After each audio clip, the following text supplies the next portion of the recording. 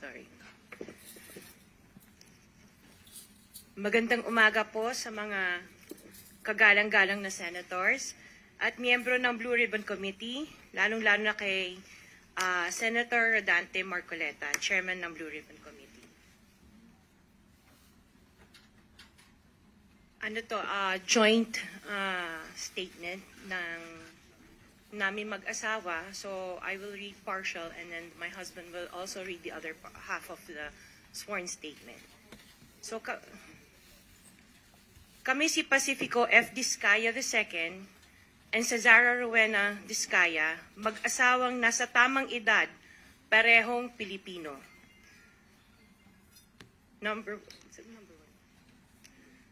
Number one, noong 2003, kaming mag-asawa ay tinayun ang kumpanya na pinangalan namin St. Gerard Construction. Ipinarehistro namin ito sa DTI, nakakuha ng contractor's license at nagsimula na lumahok sa mga pribadong construction projects. Number two, kinalaunan nagsimula na rin kami na lumahok sa mga government projects. Natuklasan namin na hindi naging madali ang trabaho sa mga government projects. Madalas mahirap ang paniningil ng bayad at matagal bago kami mabayaran ng gobyerno. Number 4, hanggang dumating ang pagkakataon, lumapit sa amin ang isang kaibigan na si Voltaire Claveria at inalok kaming magkaroon ng proyekto sa national level gamit ang aming lisensya. Number 5, ipinakilala niya ang sarili niya na nagtatrabaho para sa isang congressman at nangakong kapag nagbigay kami ng pera ay makakakuha kami ng proyekto.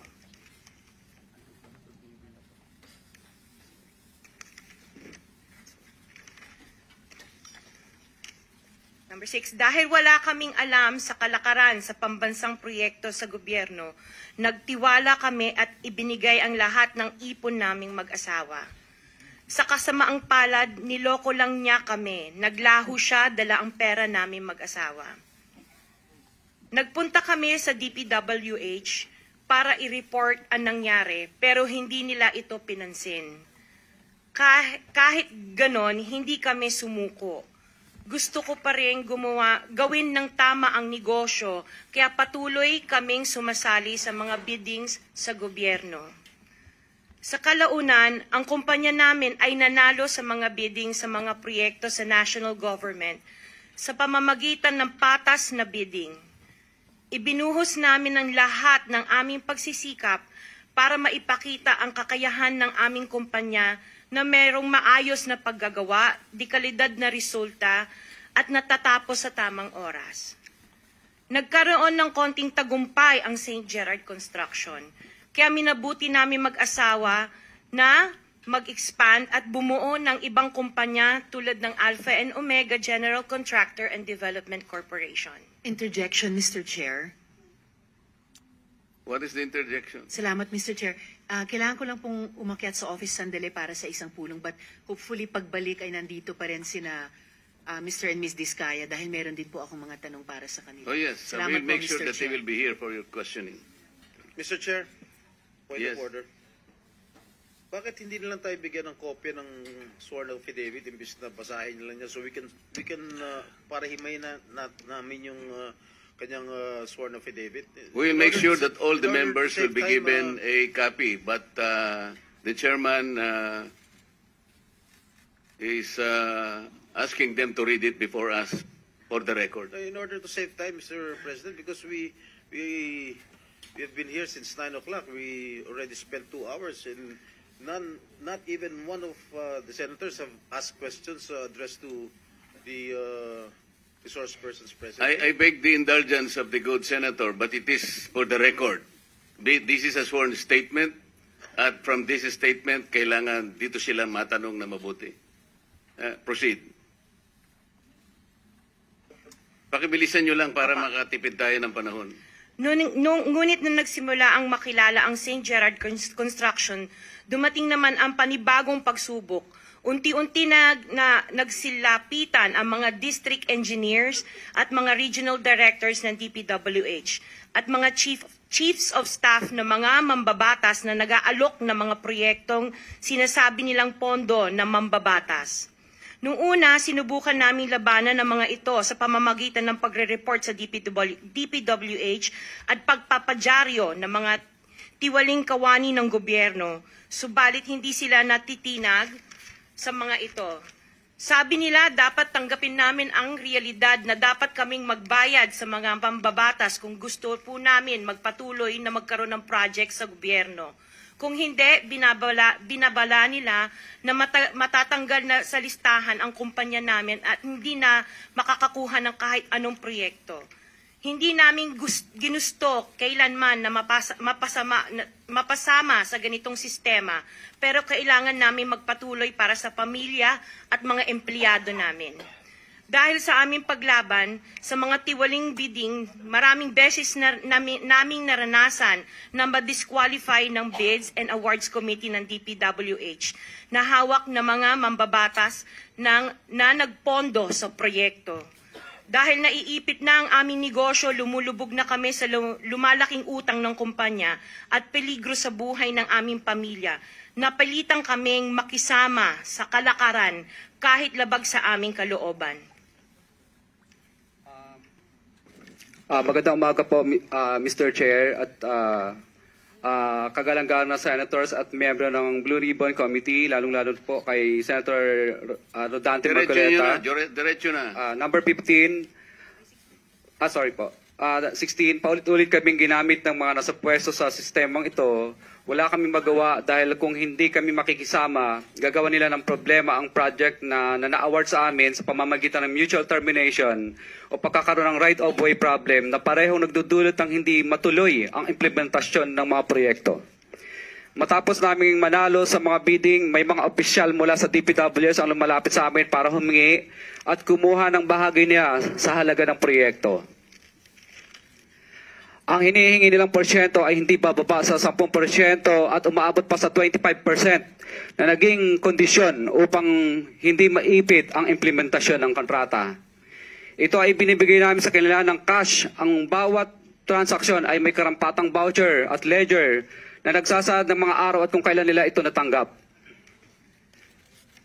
Ilan sa kanila ay sina Terence Calatrava, former Undersecretary of Office of the Presidential Assistant of the Visayas of the Philippines, Kong Roman Romulo of Pasig City, Kong Jojo Ang of Usbag Ilonggo Party List, Congressman Patrick Michael Vargas of Quezon City, Kong Juan Carlos Arjo Aitayde of Quezon City, Nicanor Nicky Briones of Agap Party List, Congressman Marcelino Marcy Teodoro of Marikina, Congressman Florida Robes of San Jose del Monte, Bulacan, Congressman Leandro Jesus Madroño of Romblon, Congressman Benjamin Benji Agarao Jr., Congressman Florencio Gabriel Bemnoel of Anwaray Party List, Kong Leo de Ode Tariela of Occidental Mindoro, Congressman Reynan Arrogancia of Quezon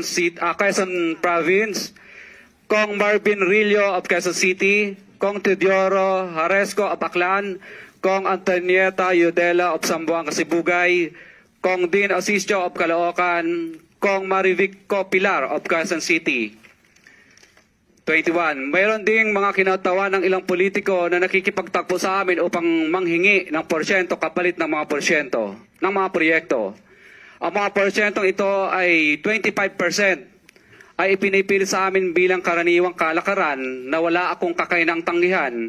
Ilan sa kanila ay sina Regional Director Eduardo Virgilio of DPWH Region 5, Director Ramon Ariola III of Unified Management UPMO, District Engineer Henry Alcantara, DPWS Bulacan First, Undersecretary Robert Bernardo, District Engineer Aristotle Ramos of DPWS Metro First, Pasig City, District Engineer Manny Bulusan of DPWS North, Manila Deo, District Engineer Edgardo C. Pingol of DPW's Bulacan Subdeo, District Engineer Michael Rosaria of DPW's Quezon Second Deo.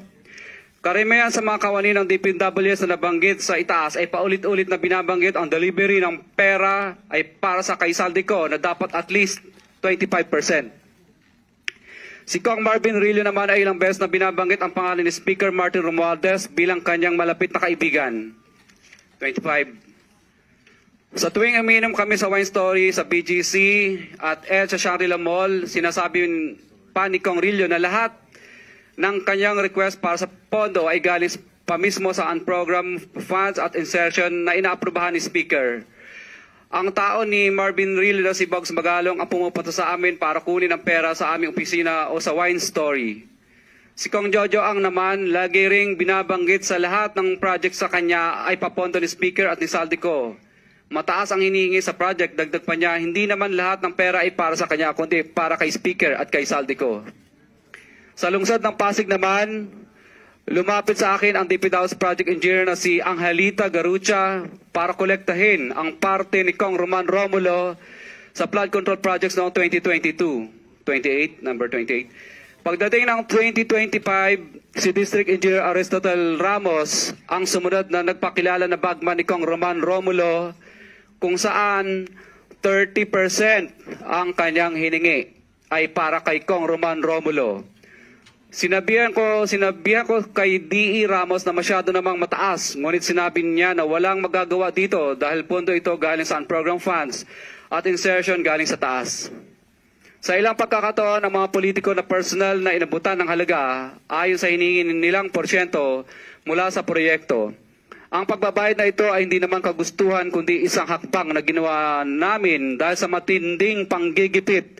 Ilan sa kanila ay sina Kong Antonieta Yudela kasama ang kanyang asawa, Kong Marvin Rillo of Quezon City, Kong Nikki Briones of Aga Party List, Arturo N. Ataide, ama ni Kong Arjo Ataide, Kong Florencio Gabriel Bem Noel of Anwaray Party List, Kong Eliandro Jesus Madroña of Romblon, Kong Benjamin Benji Agarao Jr.